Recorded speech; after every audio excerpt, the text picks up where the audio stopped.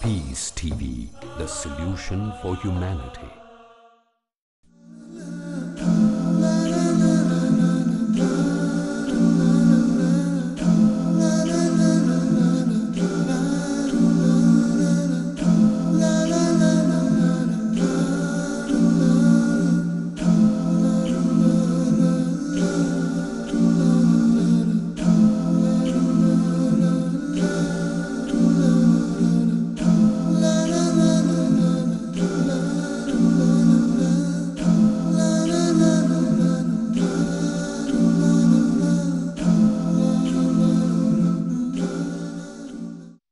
Bismillah ar-Rahman ar-Rahim. In the name of Allah, the Compassionate, the Most Merciful. To all of our viewers out there, Assalamu alaikum wa rahmatullahi wa barakatuhu. And welcome back again to the rationale, the intersection of faith and reason, where our guest is our beloved Sheikh, Dr. Jaafar Idris. Dr. Jaafar, as always, it's a pleasure to be with you, sir. And thank you for joining us one more time here again. Last time, we talked about the concept of predestiny or predetermination or foreknowledge of God. Yes. And we spoke about the will of both God and humans as well. I think it would be very natural for us at this point to discuss the freedom of man and what is the Islamic view with regard to this topic. Bismillah ar-Rahman ar-Rahim. Many people, of course, now the freedom has become a very popular topic, especially politically. But sometimes, especially in the West, people talk about freedom. They attribute to human beings freedom, or they want them to have freedom, which they cannot have at all because of the way they are constituted, because of their nature. The freedom about which they speak in the absolute sense applies only to God. God is the only free one. He is his freedom is absolute because he has full knowledge, or he's all-knowing, he is all-powerful, and therefore whatever he wills will be the case. This does not apply, of course, to human beings. So In that sense, we are limited. We are limited because of the limitations of our attributes. Our especially knowledge and power. So because God has full knowledge and all powerful, he is the one who has absolute freedom. So when the Quran says that Wallahu yaf'alu ma yasha, Yes. or these Yes. other verses that you have mentioned, Yes. it is a declaration of the absolute freedom of God, but not necessarily, like you said, it's not, nothing happens haphazard. Because you remember the hadith, إن الله كتب على نفسه الرحمة. Allah subhanahu wa ta'ala decided that he would be merciful. God does not do everything that he can do. He has the power to be unjust. Sure. But he's not unjust, and he is praised because of this. As one of our theologians said, if he was not able to do except that which is good, he would not have been praised for doing. You praise someone for doing something which the opposite of which he could have done. Sure. The other alternatives. So he's not good because his inability to do otherwise. He is good by choice. Yes, he chooses to do good. All created things, as I said, the freedom of created things is necessarily limited. Because they are created by God, they are under control of their creator, so they cannot be absolutely free. Their knowledge is limited, their power is limited, and therefore they cannot do what they choose. They can have the freedom and the knowledge to do something, to will to do something, but not everything that they do will be will be the case, because it is left to God whether to allow what they chose, what they will to be the case or not. And so their freedom is not absolute. And I think in that case, that's when a verse like إنما أمره إذا أراد شيئا أن يقول له كن فيكون. Yeah. That whenever he decides about any matter, it is for him to say be, and immediately it is. But obviously, that's not the case with us humans. This is true. So even a person who doesn't believe in the Creator and doesn't believe in the reasons that you have just given, still should believe that the freedom of human beings is limited, because he can see that your freedom is only within the laws of nature, and within also what other people think of what you want to do or what you want to say. So even when I raise my hand, now I raise it according to the laws of physics and biology and so on. I cannot do what I choose to do. I cannot now decide to fly. I'm a human being, and I am made in such a way that even if I had the strongest will to fly, I will not be able to fly. So our freedom is limited by the laws of nature that govern our actions. It is also limited, as I have just said, by what other people by the freedom of the actions of other people. I cannot do everything that I want to do, because there are other people who would object to what I do, or who would prevent me from doing what I will to do, because it is not in their interest or because it is harmful to them. So my freedom is necessarily limited. Sometimes it is even limited just by the customs and traditions and so on of a society. No one forces a person to abide by these traditions and so on, but if he doesn't do, he will be isolated. Outcast. Yes. So freedom of human beings is limited. So when we say that someone is free, we are saying that he is free within this context. Now, but he is free to do good or to do evil within this, to accept the truth or to reject it. As you read in the Quran, فَمَنْ شَاءَ فَلْيُؤْمِنْ وَمَنْ شَاءَ فَلْيَكْفُرْ. Let him who will accept the truth, and let him who will deny the truth. This is a very clear verse that belief is a matter of choice, and then a person has the power and the will either to accept the truth or to. God does not enforce it upon any person, but a person will be responsible for the choice he makes, whether in front of his Creator or even in front of other people. One cannot say, I killed someone because I am free. So I have the freedom to kill him, so I killed him. Society might not be able to prevent a person from killing someone else, but they will punish him for doing that act, which is done with freedom. If it is not, if it is done accidentally, then the consequences will be different. And this is what we do in everyday life. If you press upon someone's foot, say, and he says, then you say, I'm sorry, I did it, he will forgive you. But if he sees that you did this on purpose, there will be a difference. So even in our daily life as human beings, we make a distinction between what a person does willfully and what he does absent-mindedly or ignorantly or so.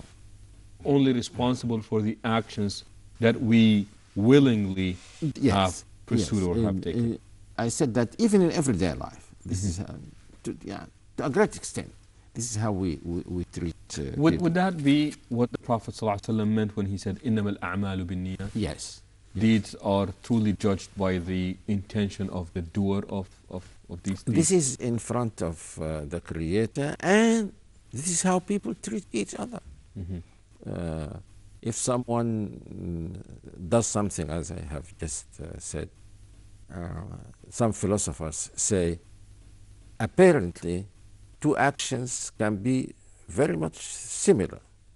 If someone puts his hand in your pocket and picks your wallet, but he's your friend. If another person does the same thing, he will be described as a thief, but not the first person. This in spite of the fact that the actions are very similar, the same in fact, identical. The only difference is with the intention of the person. And that's why you would not punish your friend for doing, I hope. Well, it depends on how much they took from me. But you will not treat a thief or a person who is not known to you the same way as you treat your friend. The worst example... The freedom to choose. Yes, of course, the worst example is slavery. If some people if they enslave other human beings for no reason, just like what happened to people in Africa by the Europeans and the Americans and so on. These are innocent people. They were taken and made slaves. And at that point, he has lost his this will of choice, and also his God-given right, the fact that he was created as a free person. Yes, please hold on to that thought. We would like to go back to it. We will take a short break, and we will be back. So please stay tuned with us.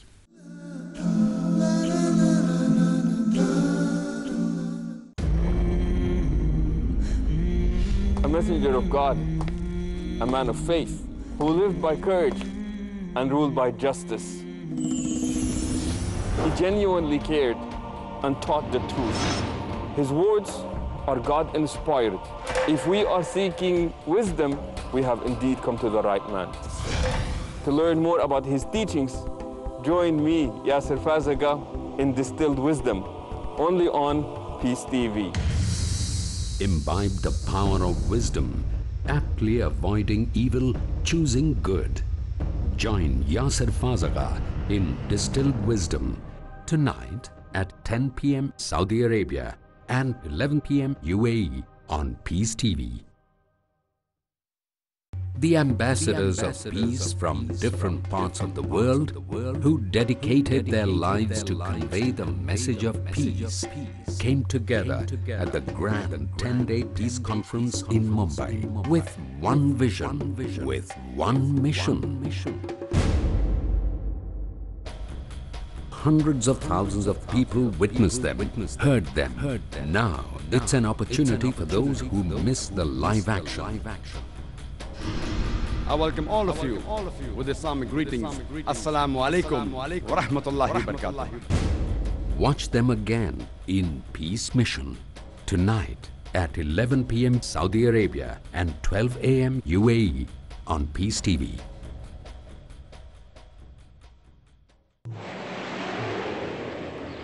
A friendly message by Dr. Zakir. Where is your paradise? According to Sahih al-Bukhari, volume number 8, Kitab al-Adab, chapter number 2, hadith number 2. A man came to Allah's Messenger and asked, "O Allah's Messenger, who is more entitled to be treated with the best of companionship by me?" The Prophet said, "Your mother." The man asked, "Who next?" The Prophet said, "Your mother." The man further asked, "Who next?" The Prophet said, "Your mother." The man asked for the fourth time, Who next? The Prophet said, your father, which means 3/4, that is 75% of your companionship goes to your mother.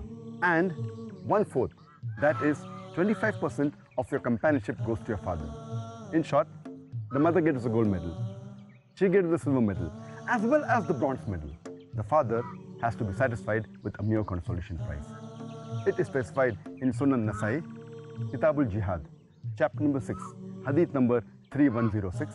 Prophet Muhammad, peace be upon him, said, paradise lies beneath the feet of your mother. Peace TV, the solution for humanity.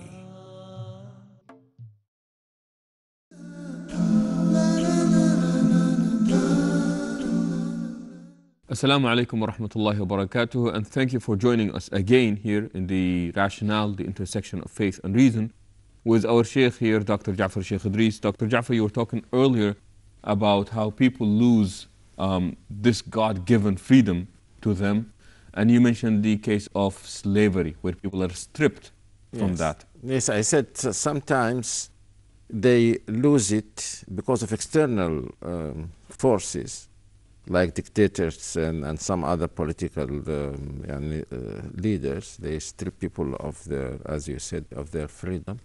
But sometimes they do it also voluntarily. People give up their freedom in that sense. Voluntarily. We can give the example of people who are leaders, not only dictators, but even people who are leaders who are elected. And then people change their minds about their policies. But there is nothing they can do. They have to follow them and to obey their orders. Is this where, I guess, the Prophet ﷺ forbade when he said, لا يكن أحدكم إمعا? And in the Quran, you find so many verses about the people who deviated just because they followed their leaders. And God did not accept that as an excuse. Because He gave you the freedom to think, to decide for yourself. You decided to give up that right and follow somebody else, this person. Thinking. And that is blameworthy. Of course. And there is no excuse for it. You can't say, I did it because my leader told me, or my sheikh told me, or a certain alim told me, and so on. If you decided to follow that person, absolutely. But if you did not decide this, and sometimes you follow this advice, sometimes you follow that advice, and you think, and you make mistakes, then there is no problem in that. Sheikh, I'm getting this is not only a responsibility, but it's also a right that must be practiced. Meaning that this freedom that God has given us, it must be practiced. It's not only a right that we ought to claim, but it has to be put into action especially as well. when it comes to fundamental matters of truth and falsehood about important things, like whether a prophet is a true prophet or not, whether there is the creator or not, whether this matter is against correct understanding of religion or so. When it comes to fundamental matters, even when it comes to matters that are fundamental to you as a person, if someone, because he is the leader, tells you to kill yourself or to kill your children or to kill an innocent person, then if you do that, you will not be excused, because God gave you this power to decide for yourself.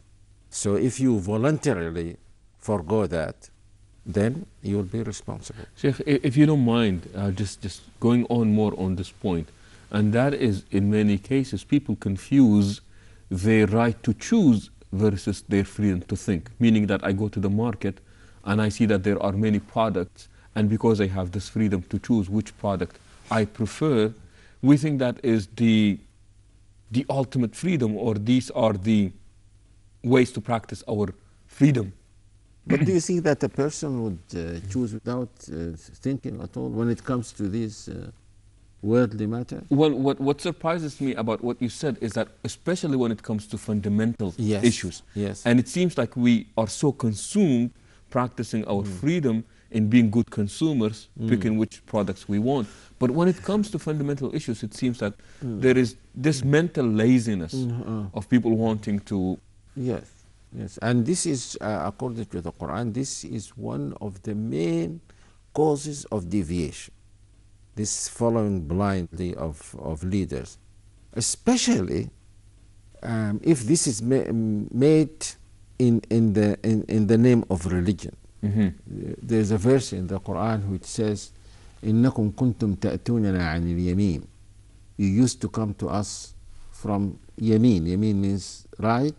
But in the interpretation of the verse, they say from the side in which we trust you, and that is the religious side.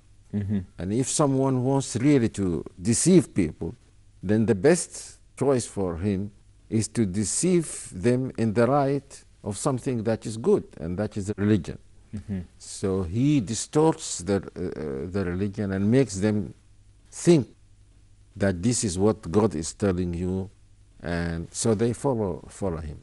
But they will not be excused. They will not be excused. And people think that because somebody is invoking the name of God in their slogans, that makes it godly, or somehow it stamps it with nobility and what have you.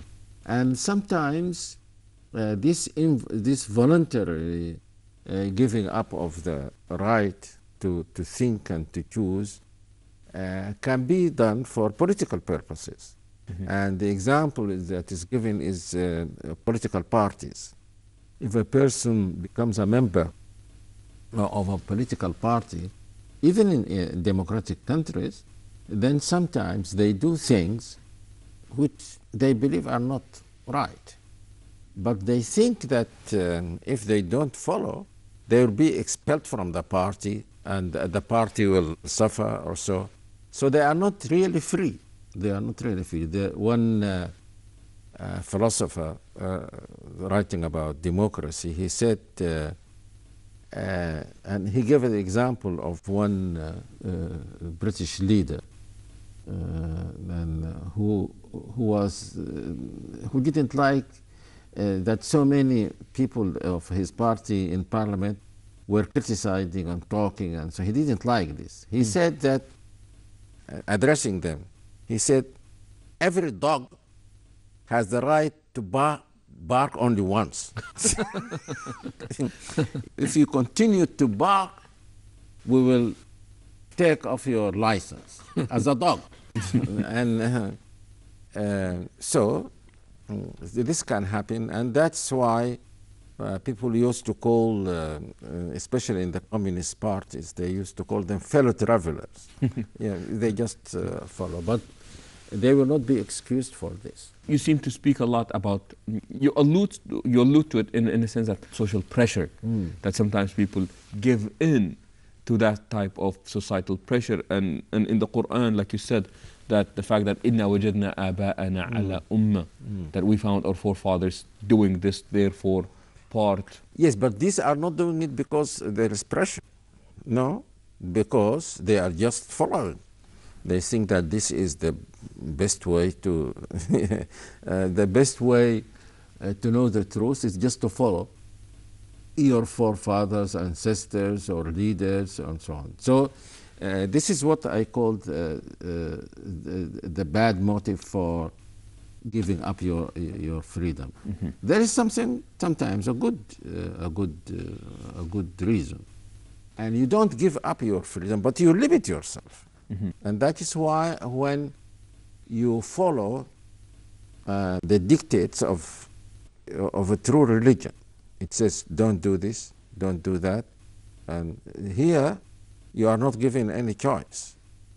I mean, theoretically you are given the choice, but you decide to always do what you are told to do. But there is, as we said before, here there is a rational reason for doing this, because you have been convinced that this is what your Creator is telling you to do. So you don't now think about disobeying Him because this is your right to do whatever you think. There is a good reason even for following what other human beings like you tell you. And that is when you see or you think that what they are telling you is good. For example, every one of us now has to follow the law of the at least traffic light. If the light is red, you stop. Why do you stop? Because you were told to stop. But you convinced yourself that this is, if I don't stop and if everyone else doesn't stop, then there will be accidents and so on and so on. So freedom to act does not mean that you always act according to your own thinking, or perhaps this can be also called your thinking, but it does not mean that you don't abide by any law. There is no contradiction between your actions being willful and your binding yourself with the laws, whether they be religious laws or laws of your country. You willingly chose to restrain yourself and limit, but that in itself was really a result of your thinking, of a choice. No. And I think I heard a beautiful quote once that says there are two types of freedom: a false freedom and a true freedom, where people think that freedom is doing what you want versus the real freedom is doing what you ought. Sheikh Jaafar, as always, it's been a pleasure having you on this program, and we look forward to more of this with you, inshallah, in the coming episodes. And thank you for joining us here today. And until the next time, that we would hope you join us as well, we say so long and assalamu alaikum wa rahmatullahi wa barakatuh.